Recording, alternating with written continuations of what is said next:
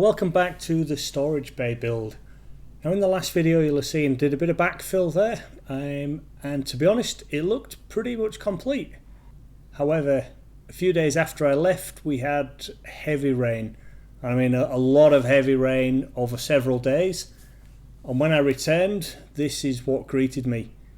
So the soil that was put in as backfill was obviously very loose. I had water running down the hill, and basically without any chance for compaction the whole lot got absolutely sodden and slumped down behind the tin sheets here and forced that wood to have some huge bows in it. So interestingly it only seemed to affect one side, but I'm sure the same thing could occur on both sides. So today we're going to get in there, dig some of that sloppy soil out and go about trying to re-strengthen that wall.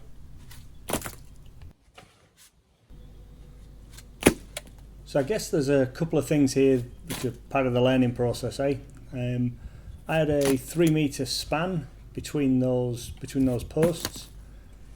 So those pine beams are 200 by 50 milli thick over almost a 3 meter span. So I think that's something I need to do differently in future. 3 meter span's way too much. It would have been much better to have had a couple of extra posts in there to support that retaining wall.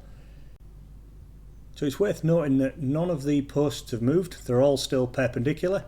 None of those posts were set using concrete. They were all backfilled with soil and then compacted with the back of a shovel. However, the two end ones are supported, as you can see there, with the frame, and the one in the middle does have the dead man anchor. So I'm thinking all of that has allowed those posts to be solid. It's literally the beams that have been the problem and the span between the posts. So I've taken a few hundred mil out there, so 300 mil of depth. That's very sloppy in there. So what I'm thinking I'm going to do is go get the other pieces of wood from timber place and then put the excavator back up against those posts and try and create some sort of vibration to sort of liquefy that mud. And hopefully if I can liquefy it I can actually push the post back straight. And then I'll put a piece of timber in there and double the thickness, make it 100 milli thick, and hopefully that should be strong enough. So let's see how I go. I'll go get the timber and the rock. Okay, so I'm back with the timber. So I've got some 3 meter lengths of 50 mil treated pine, half a cube of B grade. So what I'm going to do, I'm going to start on the second row down with that 3 meter pine post, 3 meter pine 50 mil. I'm going to attach it to this one. I'm going to put a screw in the middle so it holds in place. And I'm going to do it so that it's quite a tight fit onto here. I'm going to get the excavator and just gently push it back.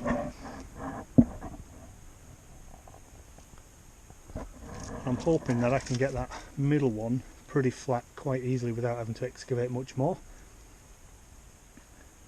And I'll see how that one goes before I then have make a start on the bottom one. But what I have noticed is, since I've taken a load of dirt out the back, an awful lot of water's come through here. Now there's crushed rock in the bottom of there to allow for drainage, but I think just the volume of water we've had, it's just not worked, and also obviously the water's not flowed off to the sides like it had done with it all being loose soil. It's all just sunk down.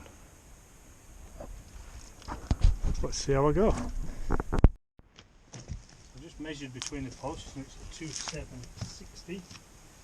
I'm going to do this for a little bit longer than that. 2765, 2770.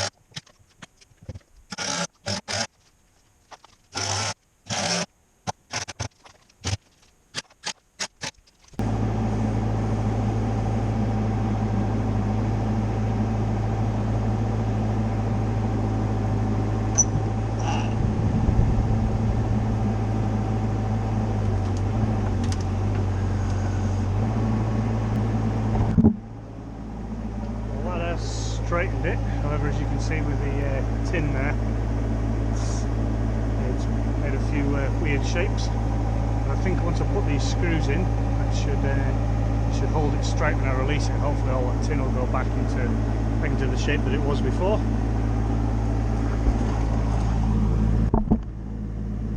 Screws in at that end.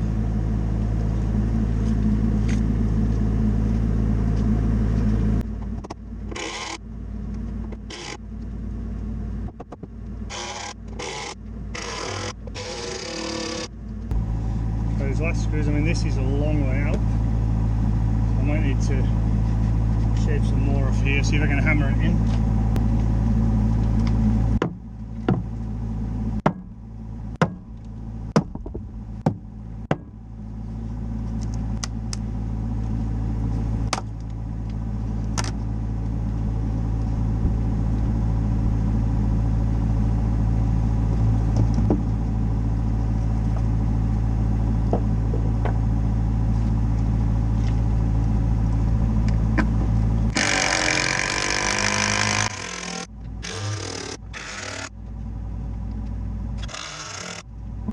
Okay, so now we'll see what happens when I release the pressure from the bucket. Fingers crossed it stays there. If it does, then it's a good sign for the bottom one, but I think I've got to take a lot more dirt out of the bottom one before I can do this again.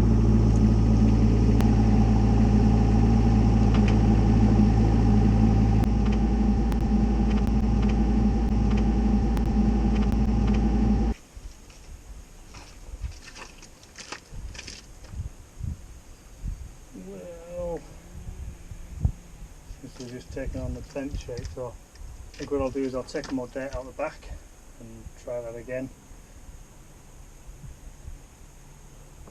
This bottom one is really bad now.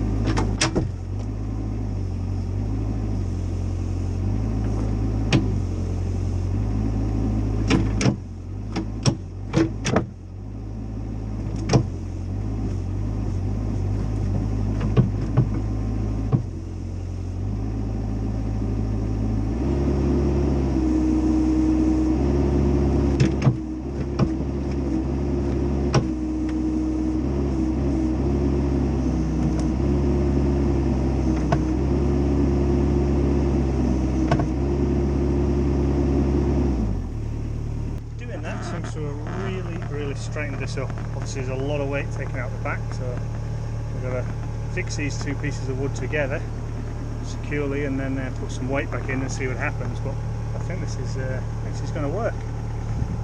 So what I'm going to do, I'll get the rest of the screws in here, and then the ones that are in here I'm actually going to take them out and reposition them so that it actually fixes that more in a straight position rather than screwing it into a bend as it was. Let's get on with that and see how we go. Now we'll do some work on this side. Now this side's nowhere near as bad. The soil's up to full height. I've not removed any soil from here. It's not this far from the top. It's got full depth of soil behind it. But yeah, for some reason that's not slumped and not bent as much as the other side. So yeah, let's get the boards on and I'll get the excavator positioned and try and push that back in, straighten it up a bit, and then we'll fix the boards permanently.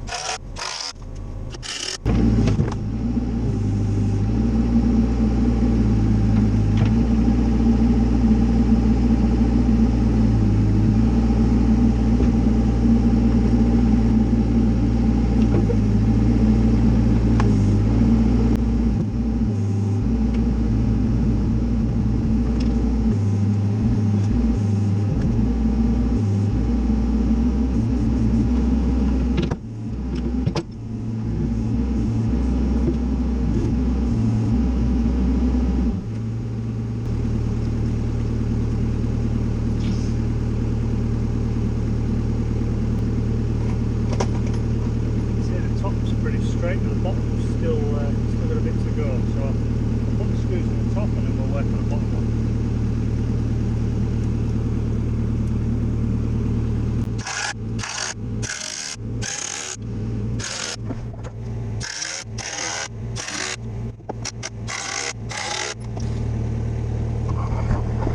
So when we look along the middle one, that's pretty straight, but the bottom one still got a bit of work to do. I think the way the bucket hits that post, it's pushing the middle one more than the bottom one, so we'll try and rearrange this and get more of a push on the bottom and try and compact that in a little bit.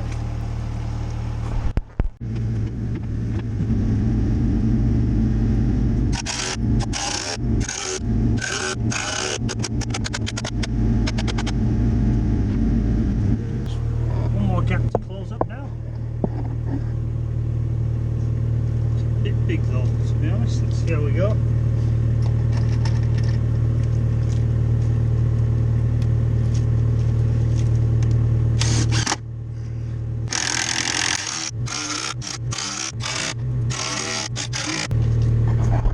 Okay, and what we'll do now is as I remove the excavator, we'll see what sort of flex we get.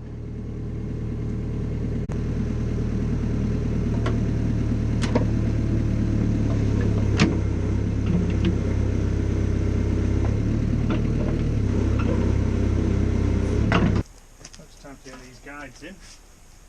Guides go either side of this central post.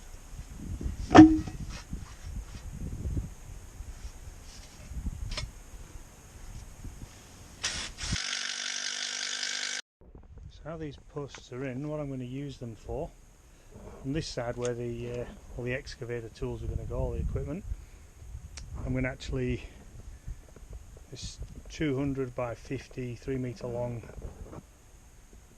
sleeper, I'm going to actually rip in half, just sit that across the bottom, and that's going to be a very small retaining wall for some crushed rock that's going to go in there.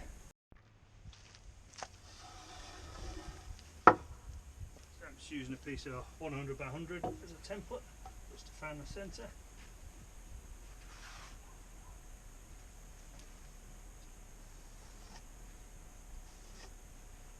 To the right's good enough. So we've got the middle beams in now, so they're all set. Done a little bit of a tidy up in this area, so this front piece is now level.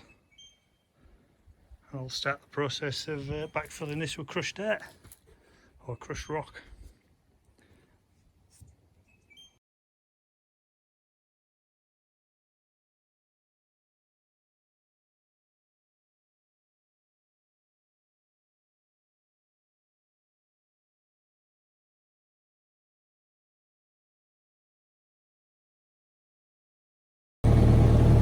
So what I did, because I couldn't get that bottom post there straight when I was trying to use the boom, actually came in with the dozer blade on the front of the excavator, just drove that up just gently, and then I rocked backwards and forwards a little bit just to try and make it a bit more sloppy on the other side, and pushed in and got it pretty flat. So what I'm going to try and do is put in another half dozen screws. If you look down here, that's sort of all opened up over time, so I'll take them screws out and put a whole heap more back in and try and solidify this a little bit more, see how I go. And actually what I did when I left for the day, I actually pulled the screws out, as you can see, and then I drove the excavator in, pushing the beam as flat as I could get it, and then left it there to settle for, it was going to be about a week before I was going to be back again. Hopefully that would give the ground behind it time to settle, and would add a little bit of support there to stop it moving anymore. Fingers crossed, when we come back this will have actually set in position, and just drop the screws in and it'll remain flat. And before I left for the day, I managed to get all of the loose equipment that was basically spotted around this turning circle, managed to get it all brought back into the one place and started to use this storage bay for what it was designed for. Let's see what this looks like when we come back in about a week's time.